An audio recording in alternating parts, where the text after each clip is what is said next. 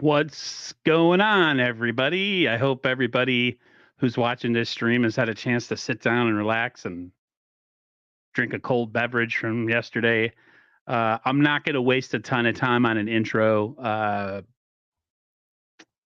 Yesterday it was about as bad as it could possibly go heading into this Thursday's game with the Seattle Seahawks. The Niners are now 2-3. And this Thursday, Bashar seems like a must win.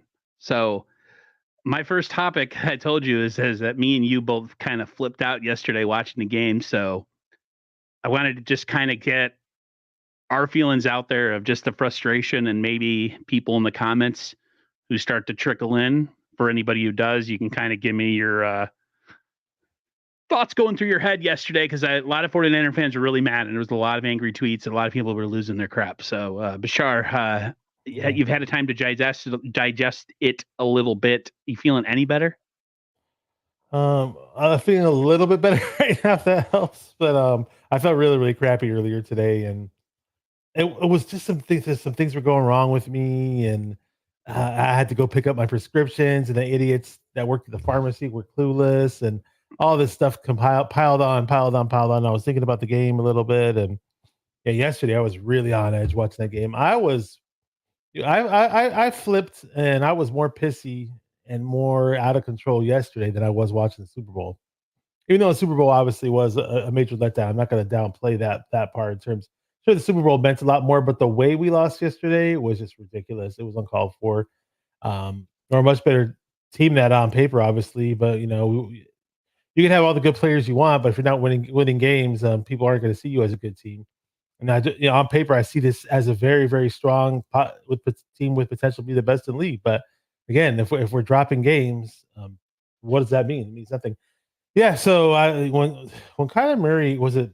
I think I'm rewatching that play right now actually, because this is the play that this play had me probably lose my shit more than any play in the past like 10 years, maybe more than that, maybe 15 years, maybe 20 years. I don't know.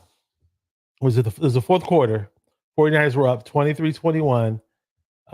Was it 3-5? I think I have a replay now. So I believe it was no, so it wasn't 3-5. 3-5, Kyler Murray backs up, and the pass was tipped at the line of scrimmage. 4th and 5. 2 minutes, 49 seconds to go.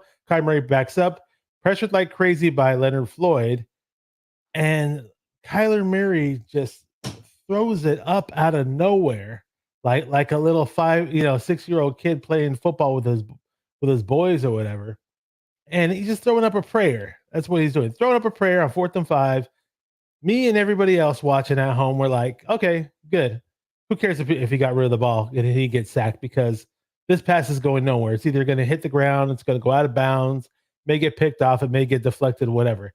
And lo and behold, was it who the hell is that? Is it number 14 that caught it? No, it was Number 18. Marvin Harrison Jr. Yep. Harrison Jr. freaking caught it, dude.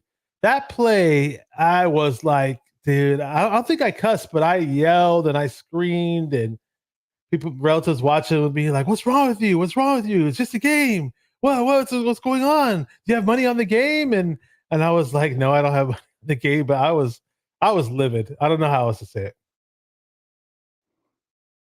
Oh, the funny thing was, for those who didn't know football, they were watching. But the 49ers, look, the 49ers are winning by 2 points. It's like, we're winning by 2 points, but we're about to lose. It's funny that I got the same message 4 years ago. Or was it, what year was it? It might have been in the championship game, or my uncle sent me a message saying the Niners are looking good right now, and they were up like 2 points at the end of a game. Might have been the championship game against the Rams a couple years ago. And I'm like, do you have any concept of football when you watch it, knowing that, like, really? You're giving me commendation when there's like 4 minutes left and the Rams have the ball. And of course, the Rams take the lead. And then, of course, Garoppolo, we all know what he did. He just kind of tosses it up in the air. Garoppolo was just Garoppolo. I mean, yeah, he was being Jimmy. Anybody who expected anything more from him was, I don't know. I'm sorry. I yesterday probably cursed at my television. And I don't like to, I'm trying to be better as a person. I was giving the middle fingers to players when they were talking, and anytime they put anybody on screen, like at the very end of the game when they show Nick Bosa, and he's just like, "Hey, dude," and he's like on the sideline. He's had a rough Nick game. Bosa impersonations. And I was like, blank you mother blanker, get off my blanking TV, you overpaid piece of. I mean, and then I had a remote control. This one right here, people. And I chucked that thing about as hard as it possibly could be thrown at my door. Scared the living daylights out of all the cats. I just can't do that to the cats. Yeah, we can't do that to the cats. But it was I've been really good about the anger thing with the football game, but it was just the way they've been losing, and then the way that they talk after the game. It's like nothing's a big deal. We got a lot of time still. Everything's going to be fine. It's like they're living in this world where, like, well, we've done it in the past, and so they're just expecting it to happen, and you have to make it happen. It's a new season, and yeah, it was a pretty rough day yesterday. I was in a really bad mood till I went to sleep. I woke up in a bad mood. I'm in a little better mood now because I'm talking with you. I was supposed to have a show with my friend James. He couldn't make it tonight. And you were like iffy about it last night. Remember when I asked you? You're like, I did not want to do it. And honestly, today I didn't want to do it. I almost felt like I forced myself to do the show. But right now that I'm sitting here, I am feeling a bit better. So if it's a therapy session, it makes me feel a little bit better, and I'm feeling a little bit better mentally. I haven't had dinner yet, so I'm looking forward to eating some food. So I'm trying to just. I've been doing this thing with my therapist keeps telling me to do, which is called mindfulness, which is living within the present, within the moment, within the hour, within the minutes, and just kind of putting stuff out of my mind. And it's very hard for me to do because I have massive anxiety and ADD. But that's what I'm trying to do right now because I was so hot yesterday. That's the hottest I've been in a game and in against a football game that I've been in my entire life. Probably. You didn't want to hear me or see me yesterday. And for my own physical health, it wasn't a good idea for me to be like that. I'm not supposed to be like that physically with all the stuff I went through earlier this year with my health issues and with the medications that I take. And it just wasn't a good mix. I had people worried about me and all that other stuff. And I know I shouldn't get like that. I know I'm not out there. I'm not the one coaching the team. There's no money riding on my side, whether we win or lose. But when you're so mentally invested in this team, and it is, and just think like it's just the way we've lost game. If we're a weak team that has a crappy roster and we're losing games the way we're losing them, I'd be like, okay, you know what? I know it sucks losing close games like this in this type of fashion, but I can kind of live with this because, hey, we're still a young up and coming team, even though we're on the, maybe our roster doesn't dictate that, or, we're still a team that's growing and learning, so to speak. Right. But this team is supposed to be primed and ready. And if the ball is just bouncing every wrong way, every which way, about 5 times a game, not in our favor. And if one little bounce goes our way, I mean, from the Super Bowl, the bounce, that freaking punt, the way that crap bounced, and just all kinds of weird bounces and all these losses. I just hate seeing it. Like, it's like a nightmare, It's just, I don't know how to respond to it anymore. Maybe yesterday was my breaking point. I don't know. But usually, even the Super Bowl, I was fairly calm. Now I was down, obviously, that we lost, but I was not livid like I was yesterday. And I carried over to today. So I didn't really feel too great today either. I was going to say something else, and I'm just forgetting. It's okay. I told you we were just going to kind of free ball today. I said I have topics, but I just want to, because a lot of 49er fans are really mad right now because you look at the roster we have, man. Even with all the injuries, we're still really talented, and we're losing games to teams. They got boat race last week. The Cardinals. They got a 40-40 burger dropped on them by the Commanders, who look really good right now, and their young quarterback Jalen Daniels. Props to the Commanders because they've been bad a long time, and they've had no luck in the quarterback department since, say, probably Kirk Cousins and shortly with RG3. And they look good. Props to them. RG3. And so, like, I look at that, and then I'm like, okay, we're a way better team than the Commanders, just roster-wise, right? And we come into a game, and the big focus, as we always know, is with Kyler Murray, We got to play the run option, and we got to find ways to get pressure on the quarterback. And it's always talked about, and everybody runs their fat yapper, all the players. They talk about it. They say all the right things in the media, and then the game starts. What happens? 3 plays in, he runs like a 60-yard touchdown untouched. I'm glad I didn't see that live, by the way. I was at this church function. I went to church. I left the house. I got home at by the time I got home, the second quarter just started. And I was like, okay, what's going on here? Oh, it's 10-10. Okay. I was going to rewind it on my DVR and start from the beginning, but I was like, sorry, it's 10-10, start second quarter. I'll go back and watch the stuff earlier. But I'm glad I didn't see that play live. I'd have probably flipped way earlier in the game. That's for sure. You probably did, I'm assuming. Oh, absolutely. I saw a clip that I wanted to play, and you wanted to play a clip too. We could probably play them back to back, or play one, then talk, and then play the other. But this was from Bonta Hill today. He was commenting on something that was said by Nick Bosa, and at Bonta Hill, he's really not having any. He's not really having any with Nick Bosa right now. He just doesn't want to hear it from a guy that's getting paid as much as he does and doesn't impact games. So I'm going to play it. Bonta Hill and you get 122 million guaranteed. And I hear you make excuses last year. Like, it was all good in the hood. It was all good in the hood when Bosa sat up there in front of the media last year and threw Steve Wilkes under the bus. Everybody was cool with it. Just on the pedestal. And Shanahan allowed it. Who's the call we had for Sacramento? Was it JC in Sacramento who said the same thing? He was like a call of the week. And he goes, Shanahan allowed these guys to throw Steve Wilkes, a coach on his coaching staff, that get just roasted by his players. So he gets fired a couple days after the Super Bowl, even though defense did their thing in the Super Bowl. And now here we go.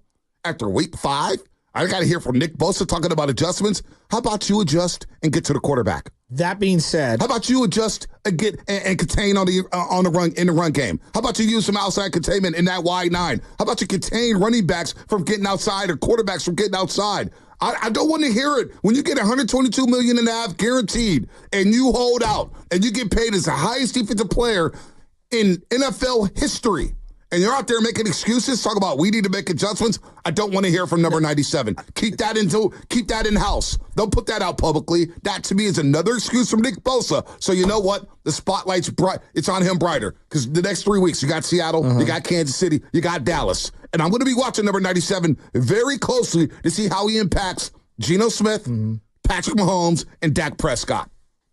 Totally fair. Totally fair. I'm looking at the problems from yesterday's game and overall in this team.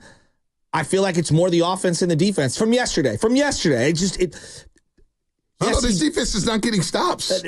This defense is problematic, Shaz. I'm sorry. But they missed 15 tackles yesterday. All right? They can't stop the run. They can't get to the quarterback. The offense it's situational football. I know, but the offense has all. They have all the high-priced players on offense, right? So all the high-priced players need to score more. The coach is an offensive coach. Like, I hear you. I don't think the defense is great. I think the personnel stinks. You're right about the missed tackles, and a lot of it was our safeties and linebackers. And the defensive line is getting zero pressure. I hear all of that. Believe me, I'm with you. Hey, man. Bonta is right. I don't know what else to say. I was going to say something else, but I'm forgetting because I was too busy listening to him. These players, I was going to say you and Bonta definitely share the same sentiment. These players last year said after the Super Bowl, like he said, and threw Wilkes under the bus, right? All these little side comments or whatever. And then we're like, oh, we're going to get somebody that the players want because, we're not going to change the defensive scheme because the players here, they have a lot of influence. He has his guys that he goes to when he wants to make big decisions, Kyle. Whatever you want to call Macabo Click, they get an in-house guy that they all love, who's been with the 49ers organization probably since Kyle's been here. And they're worse. They're worse. And then Bosa's body language after games, bro. I am trying to keep it PG, but like it's infuriating to listen to these guys talk. And then you got Demo talking about, oh, they got lucky. They got one over on us. Like, that mentality right there, it means that the captains on this team aren't doing their job. And like he said, whatever you have to say about a defensive adjustment and all that stuff, you got to leave that in-house. I am so sick. They don't get to the quarterback. They don't get timely sacks. They can't stop the run when it matters. Dude, they had 17 missed tackles a couple weeks ago, and then yesterday they had 15. It's uncalled for the amount of money that's on this defense. The ironic thing is, Leonard Floyd finally decided to show up at least on one play and get a sack. The game was so much of a blur to me. I didn't realize if he really made his impact or not. I'm gonna assume that he didn't really make much of an impact, but at least he got a sack. But lo and behold, like you said, we do not get timely sacks. Every now and then we may get timely pressures, but just quarterbacks still find a way to get rid of the ball and throw it, make these miracle throws, and receivers make these miracle catches. It's just crazy. It sucks. But yeah, you and Bosa, yeah, and says that you and Bonte Hill, shout out to Bonte Hill, 95% of the game. You and him very definitely shared the same sentiments towards Bosa. I didn't notice it during the games. I was just so much pissed off about other things. Almost everything else didn't really matter to me at that point. Another ironic thing, this was the game where Brandon Ayuk decided to be Brandon Ayuk. Right. 8 catches, 147 yards. Effort. 18.4 per catch. You would if you saw that stat line after the game, you'd be like, "Oh, Niners won by like 2 or 3 touchdowns." Right. He balled out. He was one of the very few people yesterday that actually played like they cared about the game. And I've been super critical about Ayuk. He's another guy with bad body language and just the way he carries himself. I hope he gets rid of that. I really hope he gets rid of that. Listen, I'm an insane person. I'm Irish Sicilian. My mom was born in Sicily. When I watch games like that, like when I told you Moody, when he missed that kick in that game and then he was given that off shot, I said, if I was a teammate, I would have punched him in his face. That's the kind of person I am, because you're going out there and you're killing it on defense and it's whatever. And you're putting all this, physicality into it, whatever. And then you got this goofy ass looking kicker who just, I can't, man. I can't with this team. I don't even watch TV. I don't watch post game stuff. I don't listen to anybody's YouTube channel. First of all, I'm not giving views to anybody else anymore. So YouTube can kiss my ass, because they've buried every good content creator out there who's not named Cone, Naylor, or Hensley. So YouTube, you can suck it. But I can watch my channel, or I'll watch your channel. You don't stream very much. You got to stream more. I was like, it wasn't in the cards for me to do it Friday. I wasn't feeling good, and I was going to do a preview on Saturday, and just nothing lined up with whoever I was going to go on with. So yeah, I was without question as angry as I've been. Yeah, I was going to say, I know Nick Bosa. I'm not sure if he's full Sicilian, but he's definitely part Sicilian. Yeah, you guys do have that in common. He's a halfie like me, but he's a way better looking version. He's got more of the darker skin, curly. You didn't get his genetics either. I got the Danny Bonaducci genetics. Bonaducci. I used to have Danny Bonaducci type hair when I was little. Or as Beavis and Buddy used to call him Joey, but no, they used to call Joey Buttafuoco Joey Buttawipo. But that was from Beavis and Buddy. I met Joey Buttafuoco before in Las Vegas. Yeah, it was I forgot what casino it was at, but let's say circa 1999 or 98, one of those years. And I was at whatever casino, and then I saw him with his wife. I was like, oh damn! And I walked up and was like, hey, Joey Buttafuoco, I saw you a few weeks ago.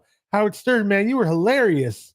And then his wife gave me the stare of death. Oh, I think she didn't look too happy with me when I told him how funny he was on Howard Stern, because the whole time he was on Howard Stern's show, they were asking him about his wife, and he was like, she's really pissed. She's really pissed. And I saw it firsthand when I was there. And then I was like, hey, can I get your autograph or whatever? And I really didn't have anything for him to sign. So I just took out a $1 bill for my wallet. And I was like, oh, here, you sign this? And he's all, well, I hope you don't sign this $1. He was actually really cool, though. That's awesome. Famous for the wrong reasons. We talked before the stream about Nick Newman. Everybody knows who Nick Newman is. Oh, yeah. He's an epic rant 49er fan. A lot of people get after him and tell him to shut up. He's every 49ers fan with a pulse who cares about this team, who invests money and time and emotion into a team. I've been a 49ers fan. Bash has been a little bit longer. I've been a 49ers fan going on 34 years. I'm 44. Bash has been a Niners fan probably 4 or 5 years more than that. We've been through everything. We've been through Montana getting discarded like trash to give Steve Young an opportunity. We went through the post Garcia years where we were just horrible. Mm-hmm. And we went through the Harbaugh thing where we were good, but we were never good enough. Yeah. And now we're kind of in the same position where we kind of reached, I think personally, a lot of people don't agree with this. They think that people are stupid and that they don't have any sense. And this is the topic that's on the screen for me and on my side. Have we gone as far as we're going to go with this group and with Kyle Shanahan? Yeah, my optimism for this team, honestly, was raised in regards to how Brock Purdy has stepped up to the plate and done the things he's done. Not that he had the greatest game yesterday. He was holding on to the ball way too long for my way too long. Yeah, I love Brock. That was I love what Brock has been doing. Even though we lost some games, in my opinion, those losses don't fall on Brock's shoulders. I know he's a quarterback, but in general, I know you were saying, like, does this feel like the 2020 season? We didn't have a quarterback like Brock in the 2020 season. Like, even if we got off the bad start, I still think there's still hope for a good finish. Now we got to beat Seattle, and then I'll rethink a few things. But yeah, I mean, did we reach our breaking point with Kyle? And even though Brock's our quarterback, we got a great young quarterback. We still have talent. The question marks are, it's like more people are throwing out those question marks than normal now. Before it was just a few people. Now it's like you're hearing it a lot more. You hear a lot more birds chirping, and that comes with the territory. I mean, what can we do? Now, as far as the Nick Newman video that you mentioned, I've watched a lot of his post-game rants. I didn't watch this one. I was just saying before the show started, I would just threw it out there. Hey, let's see. I've seen better ones. This one's okay. Okay. I haven't seen it. Haven't seen it yet, but I figure I'll trust my judgment, and we'll play this one and we'll see where it goes. It pretty clean too. He wasn't. Oh, really? Okay. Wow. Okay. Well, you don't necessarily have to curse to get your point across, but I understand there's a certain factor where the passion comes in and where you just start dropping crazy, F-bombs or whatever. So. If you want, we can go ahead and play the video now. Are you about to share it? Let me get rid of my brand on here, my overlay. I've been at this. Let me know when to play it. Go ahead. All right. I've been at this sorry-ass stadium for 5 hours since 11 o'clock. Levi Stadium, hands down, the worst modern stadium in the NFL. Maybe the world. Maybe the galaxy. This place, when it's hot like that, no one wants to sit in the sun and watch this garbage product. Absolutely garbage. Cupcake Kyle. 4th and 1 from the 1 yard line, 4th and goal, and you kick the field goal. Cupcake Kyle is back, and Cupcake Kyle is a huge reason why this game was lost today. And then our special teams can't tackle. We need Jake Moody to make the last saving tackle on kick returns. This team is garbage. What a garbage day. Garbage! Oh, man. Pathetic. Absolutely pathetic. Where was Debo today? Where were you, Debo? He's wearing his shirt. Long time coming since we've seen this guy, RBWR1. Come on, man. Do you even have a catch today besides that screen pass? Garbage. It was good to see Ayuk going off. Happy for Ayuk. But at the end of the day, there's nothing to feel happy about. There's nothing to be happy for. No one to be happy for. Nothing to be happy about. Garbage day. Absolute garbage day, man. Sorensen's defense. Let's go. Hey, we suck today, man. What the hell was that? What did I just see with my own 2 eyes? Up 23-10 at halftime. Oh, my gosh. Who would have thought that Jake Moody's presence was so meaningful for this team? I mean, he's the only kicker. Shout out Wisnowski, 1 field goal made, your 1 attempt. This is just horrible loss. What a horrible start to the year. 2020 vibes. I hope it's not 2014 because it was a long time to get back to being competitive after 2014. Oh, man. Like, it's just such a sad day. Let's go, Niners! Psych. Let's not go, Niners. He's funny. I like him. What a joke, man. I want to get him on the channel, man. I'd like to get him too after seeing this guy. 5 hours in the sun for that. Cupcake Kyle. Sorensen's defense. I'm not even mad at Brock. Brock had 2 fluky interceptions, got hit when he threw. Yep. Got deflected. That's just garbage. What a garbage day. What a sad time to be alive. Okay. And of course and then of course there's that idiot that I told you about, for any of you don't know. He says that comment in the video, right? Sorry, a bad time to be alive, or sad time to be alive. Some twerp, some internet nerd has the nerve to say, like, a Karen, oh, that's not a really sensitive comment to make considering everything else that's going on in the world. Like, shut up. Wait, really? So I missed it on the video. Did he say sad time to be alive? Is that what he said on the video? Yeah, at the end he was like, Okay. "Sad time to be alive." Okay. I missed it. He's right Yeah. though. In terms of the world, in terms of the 49er fan base world, yes, I'll agree with him. Yeah. Peter Parker said that rant was great. I am going it was hilarious. It was funny. I am going to try to DM him or something because I need his energy. Bring him on the show. Bring me on the show with him. I don't know. I want to talk to the guy too, dude. That's just too funny. I almost feel like I'm just going to like turn my camera off and mute myself. Just let him go. Red Jet, you're not the only one that's thinking like this. And I know a lot of people are like, wow, 49er fans are melting down. Whatever. She says, we ain't winning against KC. I'm going to be at that game. Laura, like I said, pray that I get from my car to the stadium and back alive. You know what? I knew we were playing. This season has kind of bothered me a bit to the point where I didn't look ahead too far in the schedule. I would always just look next week. And I wouldn't worry about weeks 10 or 11 or 12 at this point in the season. But believe you were saying it like we're gonna play KC pretty soon. Like, damn, I don't want to play them this early. I want to like get into if assuming we do get into a groove, or maybe we're just gonna be garbage where we just lose these stupid games by 5 or 3 or 2 points where the ball bounces a million in different ways but ours. That's pretty much what happened. Like with Brock's bad play. I'm not saying it's bad, but he's looked really, really great at times. But when things do go bad, the weird tip passes come up and the thing about Brock, you know what? Brock's going through stuff right now, Bash. He's a young quarterback. He's just holding on to the ball way too long for my life.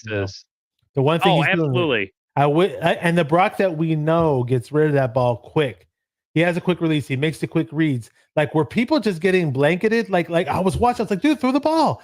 And honestly, the offensive line was actually giving him a decent amount of time. It wasn't like the O-line was just terrible and he had dudes like ramming their helmets down his throat. Like it wasn't like that. And I mean, sure, if you're gonna wait for 3 or 4 seconds, of course they're gonna come after you, and you got to spin around and dipsy do and spin around and do this and run here and run there, run there. By the time you're running here, running there, you're not gonna have an opportunity to throw to somebody. I know once in a while. The farther you go backwards, this is where his arm comes into play.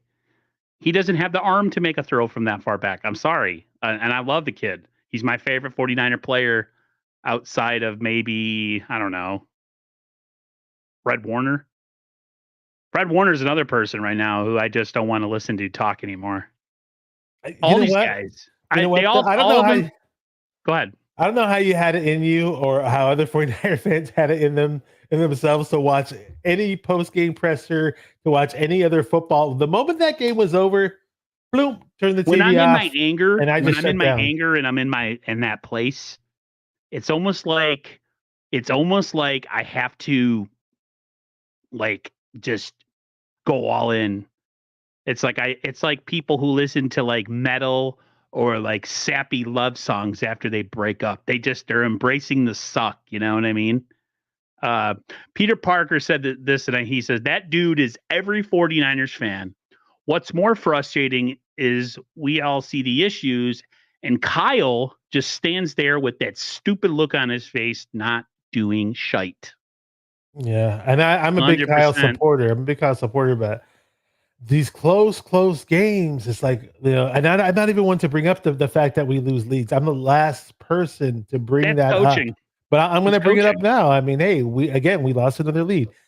Dude, when that Jake Moody fucking bullshit quote unquote tackle happened, when I saw that, I'm like, dude, is this like the first year Jake Moody has ever thrown on the pads to play? I'm not expecting him to be Patrick Willis or Greenlaw out there or whatever, but he just looks like somebody who like usually kickers. I've seen them try to hit people, and not necessarily like they're Ronnie Lott or anything, but I've seen kickers have some heart or have a little bit of know-how when they're trying to make a tackle. Yeah, I'm pretty sure particular fortitude. If they're not great at it, I'm really pretty sure their coaches will try to prep them for that in any way possible. It looked like Jake Moody had never ever stepped on a football field when he was trying to make that tackle. That was the most awkward, ridiculously looking tackle. I do feel bad that he got hurt. I want to be a jerk about it, but he just never has the look on his face of a football player. And then when that injury happened, I was just thinking in the back of my head, watch. I actually felt sorry for him. Watch. Let this game be decided by 3 points. That's what I literally fucking said in my head. And lo and behold, it happened. I feel sorry for him, and I don't feel sorry for him usually. I can't stand him. The fact that he was a 3rd round pick and we could have got a tackle that year and we decided to go get a kicker because Kyle and John just waste draft picks like we've won a Super Bowl. Like the way we wasted the other picks in that round. Cameron Locke too. And Jair Brown, he's got to step up, Drew. He's really got to step up. Mustafa is the best. He's the best safety we have on the team right now, and that's including.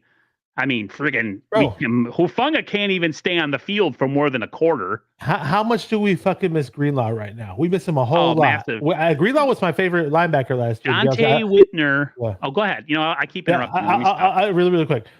On that fucking read option play where it was a 3 plays in where fucking Kyler Murray ran that long ass touchdown. You see Devondre Campbell getting worked on that play. He was getting blocked and he had no angle to disrupt that play whatsoever. Not that I'm saying he had to make the tackle, but at least try to disrupt the play so other guys can get in, right? He was nowhere to be found on that play. And then you see him getting burned. Obviously, he's not going to fucking catch up to Kyler Murray. But what really let me down was D. Winters was getting burned and Hufanga. Both of those guys looked like fucking slowpokes, dude. I think a lot of it has to do with coaching, to be honest with you. I'm not gonna go out there and attack. They're not in the right place. There was a lot of miscommunication yesterday. I don't know if you saw, like, there was just like a lot of pre-snap pointing, guys out of position. It was just infuriating. David McNiner says 5 trips to the red zone, 1 tutty, 3 field goals, and a turnover to show for it. We've been terrible in the red zone this whole season so far. And when you say people in the wrong place, an old rap song popped in my head. Being in the wrong place at the wrong time. Del the Funky Homo Sapien. If any hip hop heads are in the chat, they may know it from way back when. Peter Parker says this is what makes the Super Bowl loss even worse because of years like this. So unpredictable. 2 double-digit leads in a Super Bowl and you can't get it done. And now it's dripping into the regular season. Yeah, the fact that now it's starting to become a problem. Listen. When you said dripping, I was thinking of how you say Kyle's the drippiest. Kyle has drip, but Kyle, right tackle is still an issue. Can't stop the run. Can't get off the field on third. The not getting off the field on 3rd down is just inexcusable. Oh yeah, it could be 3rd and 20, and they'll give up 21 yards. Connor in certain situations, I don't know. Listen, what was the stat line? James Conner, 19 carries, 86 yards, 4.5 a carry, pretty good. But in crucial situations, he was looking like a fucking Hall of Famer, dude. Right tackle is still an issue. Can't stop the run. Can't get off the field on 3rd down. Campbell gets cooked every flip and play. The coverage is trash. The DL is nowhere to be found. Top to bottom issues. Yeah. To me, the defense. Well, no. You know what?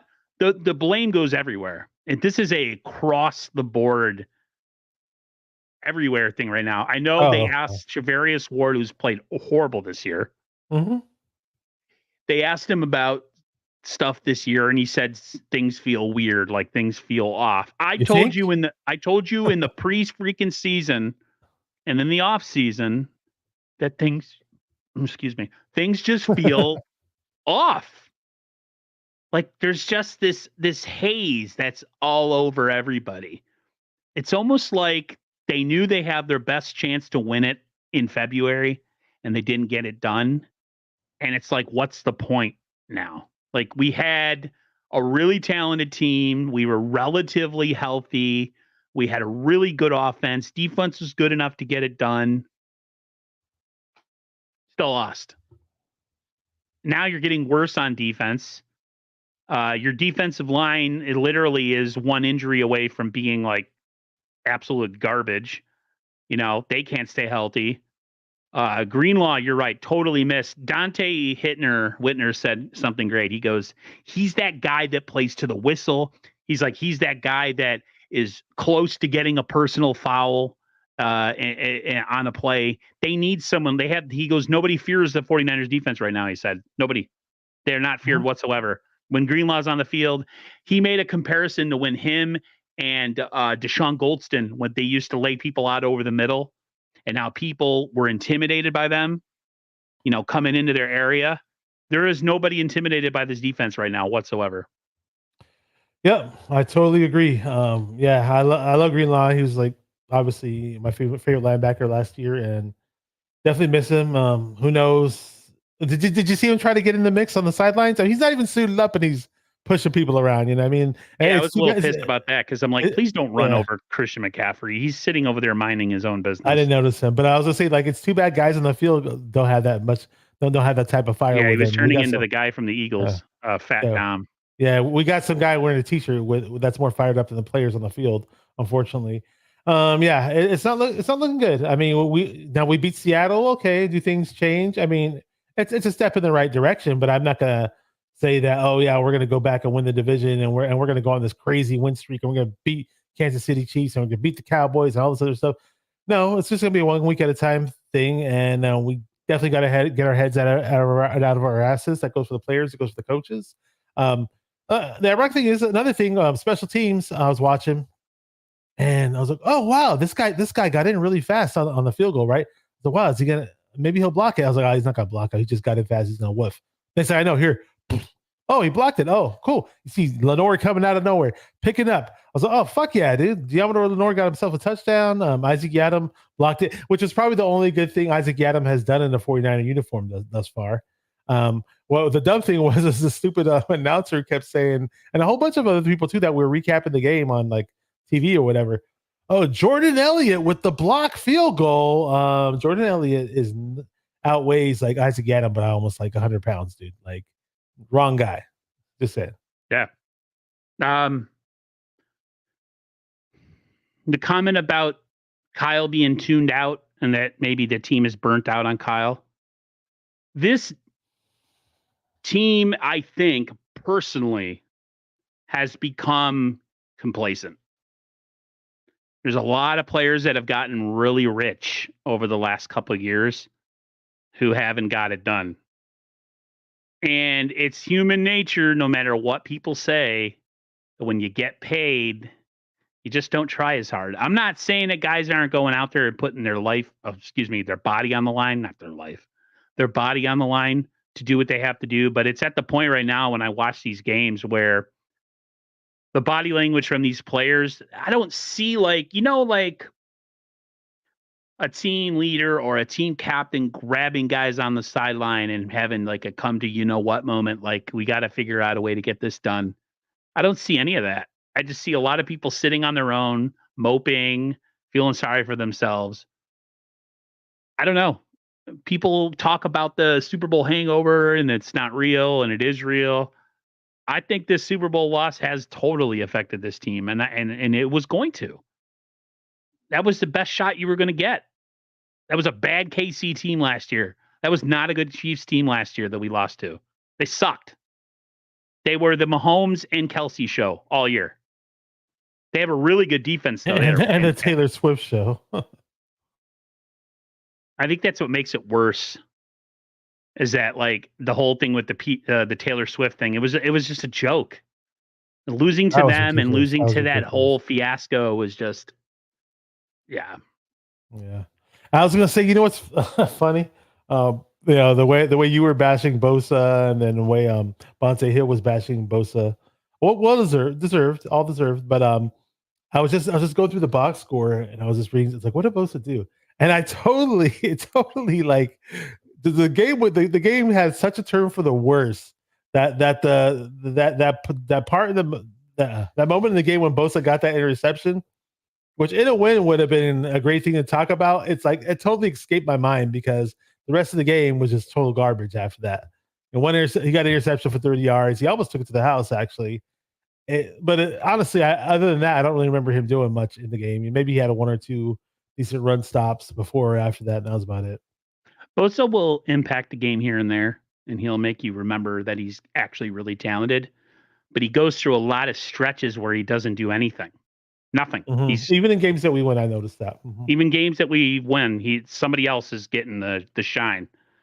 I think Bosa, I'm not saying he's overrated or overhyped. I just think Bosa is a player that is, as a pass rusher, I think he's maybe not as good as we thought he was. There's other pass rushers out there like Myles Garrett who wreck games. I mean, just completely wreck games. TJ Watt is another guy that wrecks games. He just can't stay healthy. He's always hurt. Bosa doesn't really wreck games other How than about the Max Browns Crosby? game. How about Max Crosby? Max Crosby's another one. Bosa makes big plays and splash plays, and he shows you like how good he could be, but he just doesn't do it on a consistent basis. I don't see it. And switching gears back to offense. I mean, we were talking about Brock Purdy, and I think Brock Purdy, again, I'm gonna keep saying over and over again. Even in our losses, Brock Purdy was looking really good prior to this game. Right. This game he held onto the ball way too long. It's not like a broken record. I get it, but what I'm going is to, like, if it's not working for Brock Purdy like it normally would, and things are a little off for whatever reason. Obviously, the big thing I noticed, have been noticing as of late, is we sure as hell do miss CMC in the passing game. Not so much in the run game, but the passing game we definitely miss him. But people are like, oh, we could just put Debo in the backfield as a running back and throw the Debo out of the backfield. Well, guess what? That didn't seem to work. We didn't have much success doing that. But if Jordan Mason is averaging, if he ran 14 times and had 89 yards, longest run was 34 yards. I believe he averaged about 6.4 per carry. Give him the ball more. Only 14 touches as a running back, like on handoffs. That's it. And Guerrero did okay. Five carries for 22 yards. Not bad. He's a rookie. He's still learning. But dude, here you go. Debo Samuel had 3 carries for a whopping 3 yards a carry. Just saying. If you're gonna give Debo the ball on a running play, just do an outside stretch, outside zone play, and that's it. Don't fucking try to smash him up the middle like he's Jerome You know Bettis. who's been really disappointing? Work. Isaac Arendo.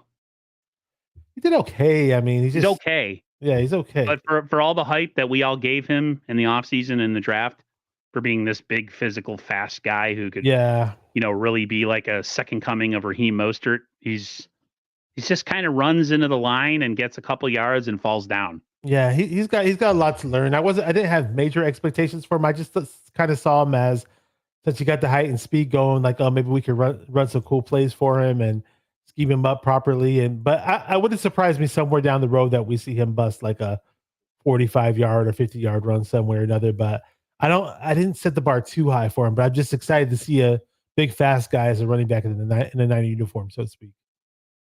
There's a lot of people out there that are real positive. Raj is a really positive guy. He always tries to look at it as the glass half full. I'm more of a glass half empty type guy because I'm a New Yorker. That's how I roll. I'd be interested to see when I have him on this week how positive he is, because even for the biggest 49er fans who are really positive and try to always look at the big picture, there's just a vibe coming out of this team this year that it's like today.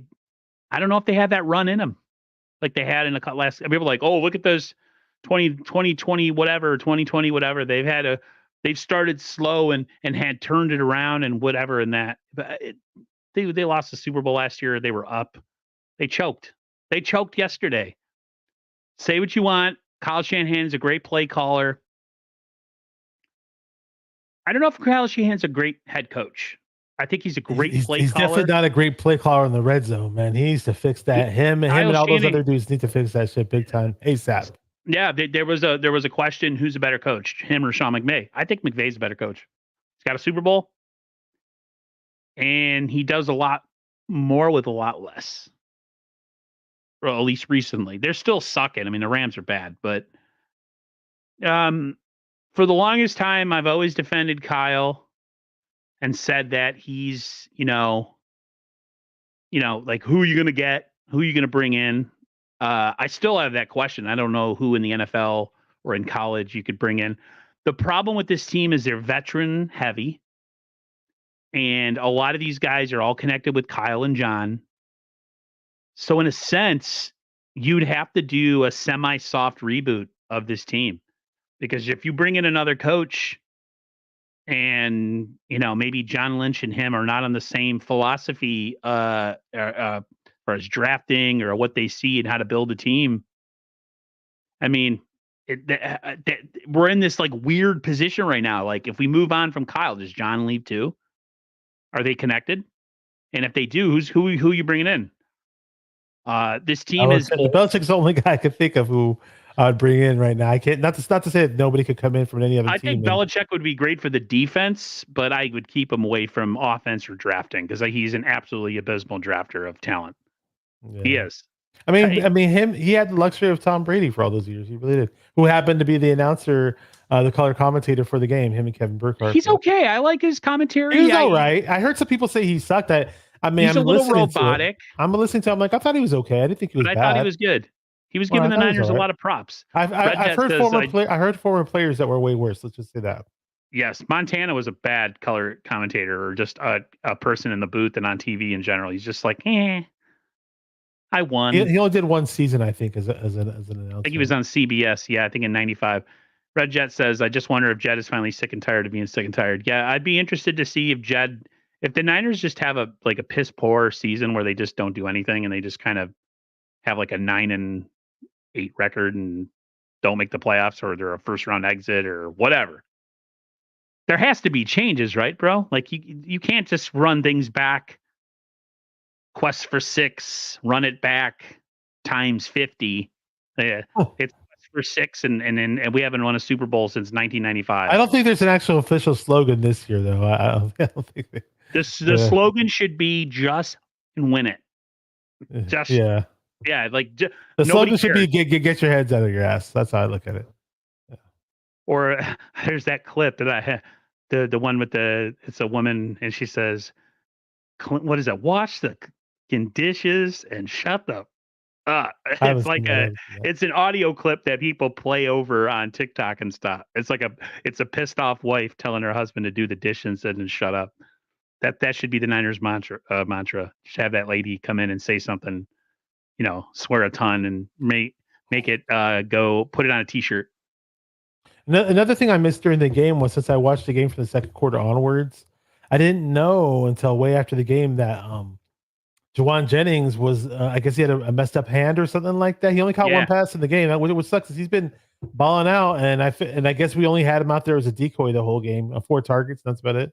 Yeah, he hurt his hand on something. I don't know. Peter Parker thinks that this team should rebuild for a couple of years and make some advancements. Rebuild in a couple, like a mini rebuild. I don't know. They got to do something, though. I mean, they do have to do something. There should be a lot of slogans: stop the run, tackle somebody, etc. Score in the red zone. Fucking, you're at the 10-yard line. Don't kick a field goal when you're at the fucking 10 and 5-yard line, please. I'm sick of watching. Every week we've been at so close to score. I'm like, oh, hold up, they're gonna score a touchdown right now. Oh, here, Jake Booty, 4th down. Oh, field goal. Oh my god. I'm a content creator. Exactly. We're content creators. That's an inside joke. Inside joke, guys. The slogan should be "Stop choking." Yeah, that's a good one. You're gonna make T-shirts out of that? Yeah, I don't think that would go over well. People will probably take that. Who was it? Who was this Michael Wilson character, dude? I had no knowledge of who he was. Forgive me for being ignorant, but he was like making plays against us. Okay, he's from Stanford. I should have known who he was. I kind of watched Stanford a little bit throughout the college football seasons. Round 3 pick from 2023. Yeah, they made him look like an all-pro damn near. Sucked. Number 14. There's so much to tear apart on this team. I saw one of my coworkers, because he's a Bills fan. I ran into him today at work. I said, bro, it's gonna be a long year. I said, we're done. I said, this Super Bowl hangover is real. I said, Purdy's good. I said, he's got some growing pains. And I was telling him, he's like, yeah, he's acting like Josh. He's running around like Josh Allen sometimes, where he just runs around trying to make a play. I think with Purdy, it's a natural evolution as a player. I think he's learned. He's a new year. He's seeing new things. He's probably seeing some defenses that he hasn't seen. I say he still looks pretty damn good by about 80 to 92%, 98, 95% of the time. But yeah, you're right. Yeah. The running around, not throwing the ball and holding on to it too much, that's really bad. He's got to stop doing that. That's not his bread and butter. His bread and butter was getting rid of the ball quick and making quick reads. He's been having an issue where he's trying to go for the big play. I guess the interception that ended the game, he said he held the ball too long looking for Kyle and should have went underneath to Kittle, which is like it's like the theme of this team of the woulda, coulda, shouldas. Looking for Kyle Juszczyk? Excuse me, George Kittle. Oh, okay. Kittle was running that underneath route. Ayuk was long. He said he stayed on Ayuk too long, and he should have. So, yeah, I say we should have did a lot of things. We should have done a lot of things. I tell you, the press conferences with this team, with all the cliches that they use and talking about, I still think we have a good team. Regardless, I don't know how you put yourself through that. I don't know. The last thing I want to watch is a damn press conference after an abysmal loss like that. I don't know what it is with me. I get really mad watching it too, like especially with Bosa. He sounds like that's a really good. Everybody's doing Bosa impressions now, huh? Yeah. If you listen to him talk, it's like, yeah. Like, what's your problem, bro? Like, I don't know. Buy him a Red Bull or something. I think everybody needs to drink Red Bulls as Bosa. I mean, imagine if Limp drafted a dog to protect Brock on the right side. I've mentioned this before. Like, not that I've watched every mic'd up game or anything like that, but like if you watched Lawrence Taylor mic'd up, and you know, I remember when NFL Films was a thing, like on VHS, and Lawrence Taylor was out there, the New York Giants, and he was out there like. I think it was a Monday night game or something like that. He's like, let's go out there like a bunch of crazy dogs. Yeah. Like, I want to, like, one freaking game that matters, one important game or whatever in his lifetime, I want to see Bosa be that guy. I'm not expecting him to be Lawrence Taylor vocally. Everybody has their own different personalities. But I'm sorry, man. You get paid that type of money and you're supposed to be this great all-pro type player. Throw yourself out there and hype everybody up, and make sure your energy feeds off of everybody else, dude. Like, Peter Parker, don't apologize, man. I feel exactly the same way as you. I'm trying to keep it a little bit PG in here. I will say, keep this rated PG. He's like, sorry, and I'm pissed. I hate what I'm seeing. I hate it all, bro. I was. If I did the show yesterday, it would have been like the most obscene. I told him to go full on angry bash. He's been. I was really angry today. You're really docile today. Yeah. I'm kind of disappointed. I took like a 15-minute nap about an hour before the show started, so I wasn't feeling good. I was just. I told him. Terrible. I said I had a bad migraine, and the lady that was supposed to have my medicine ready at the pharmacy messed up my prescription, and everything went wrong. And I wouldn't have been a good idea for me to be on the show when I was like that. What was I going to say? And we're talking about players and I was watching the pregame, right? But I was muted. Not the pregame, like that, you know, they show like clips of the players coming out, and I see Fred Warner just doing one of his pregame, like blah, blah, blah, blah, blah, and I'm like, watch all that yelling and screaming, not mean. I said it to myself. Well, how you say that before the game? Come on, man. And it happens.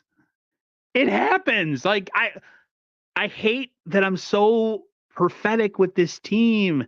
People are like, you're so negative. And I'm just like, but I've seen all these things so many times. I can see it all breaking down. Like when Moody got ran over and once again, our special teams, they do one thing good.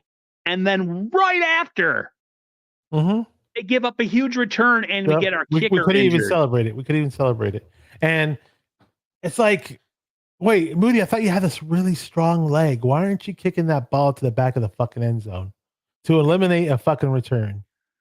I'm still not understanding that. They can't cover kicks.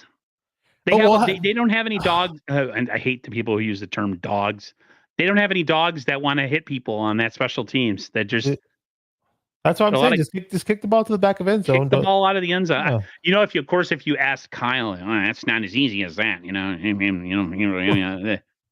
Kyle. You kind of sound like him for like a split second. Yeah. I was gonna say, like, hang on. If you have the answers, yeah. We have this like athletically built punter who actually does know how to tackle people. Actually, Mitch Wisnowski. It seems like they have not prepped this guy to kick in emergency situations. Like, so he's standing like this all the time. That weird. Yeah.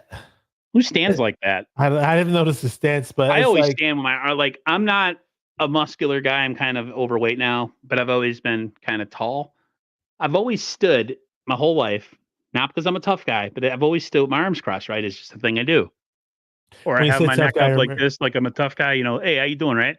That guy what is this? What is this? I haven't noticed that. But when you said watch tough him on guy, the sideline. There's something up with I don't know what. When you said tough guy, it reminded me of Hacksaw Jim Duggan. He used to always say tough guy. Oh, tough guy. Hacksaw Jim Duggan. I always do that. I know. I'm always trying to throw in some comic relief because if not, I just listen.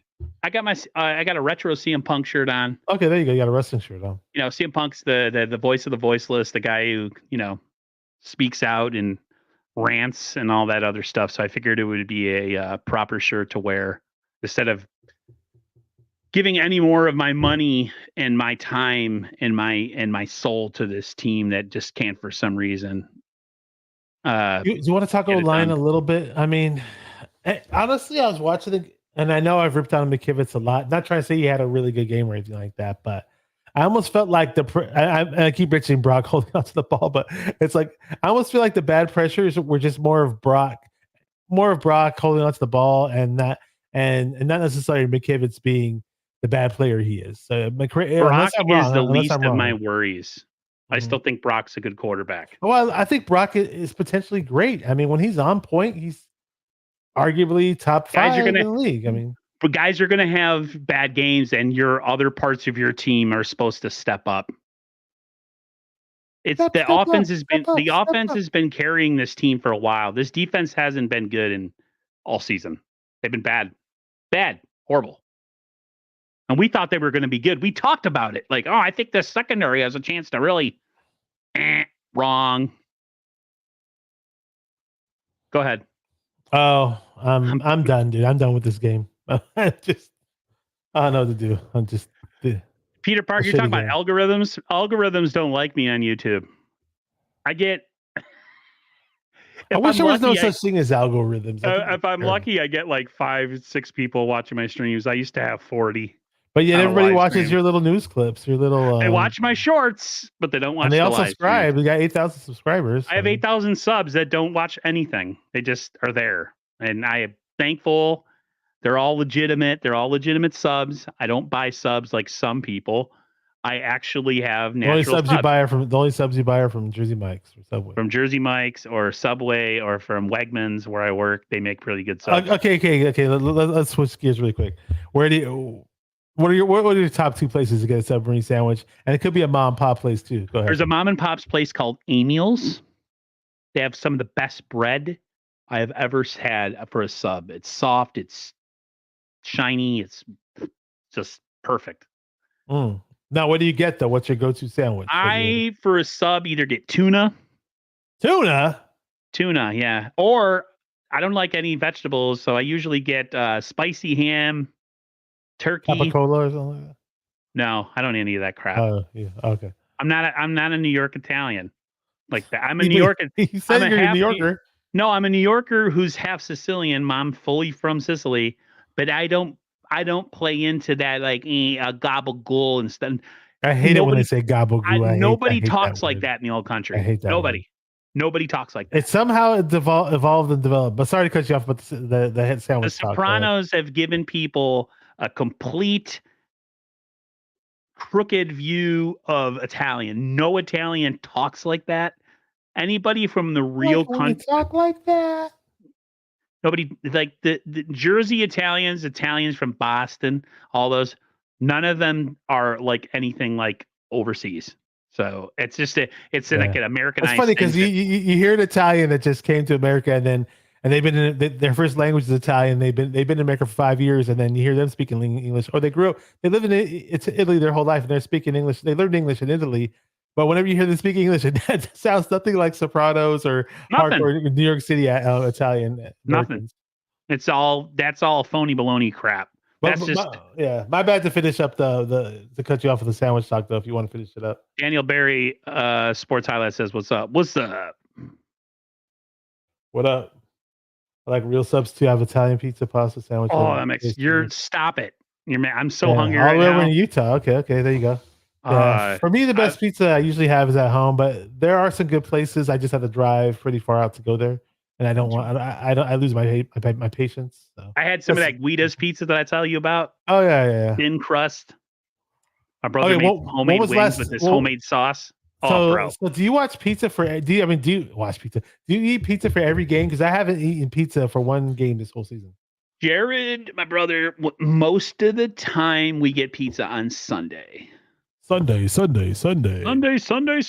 We'll get he gets wings from this butcher. We'll defrost them.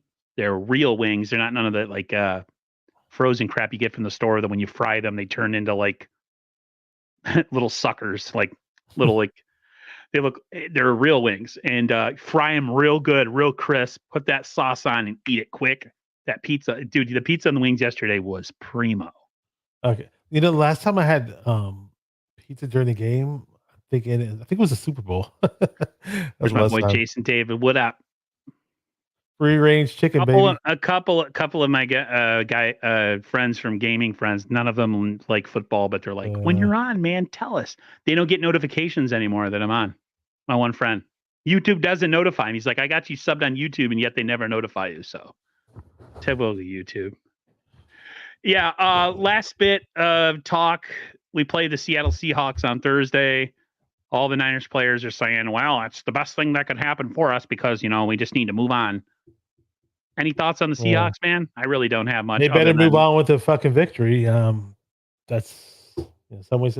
I'm not totally impressed by Geno Smith. He'll have his good games and they'll win squeak games out of their ass or whatever. But we lose against the Seahawks. Honestly, I can pretty much say the season's pretty much fucking done because you have to win those division games. I know. Yep. Okay, look.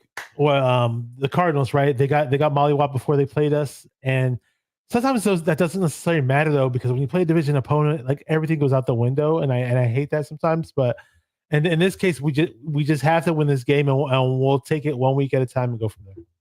The 49ers are the only team in the NFL that can't figure out how to stop mobile quarterbacks. Everybody else can, except for the Niners.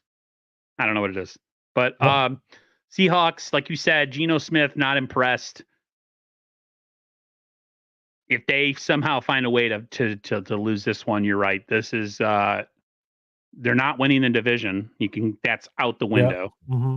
The only way they make it in it is a wild card, and even that isn't guaranteed. So, I'm not even worried about the score or like how we are going to match up against them. At this point, it's just like go win or shut up. So, everybody have a great rest of your evening. We're gonna go and I'm gonna go and cry in my food. I'm gonna go make some dinner. Bash. I didn't think I was gonna be able to do this show. I'm kind of happy for myself, and I'm sad that the team lost, but happy for myself that I was able to pull the show off because I thought I was just gonna be a mental wreck. I was terrible earlier today. I was terrible yesterday, and somehow I've risen up from the ashes. So. Gino will go for 300 plus and 2 to watch him look like a Hall of Famer against us. Yeah. All right, everyone, take care. We'll see you guys next week. Peace.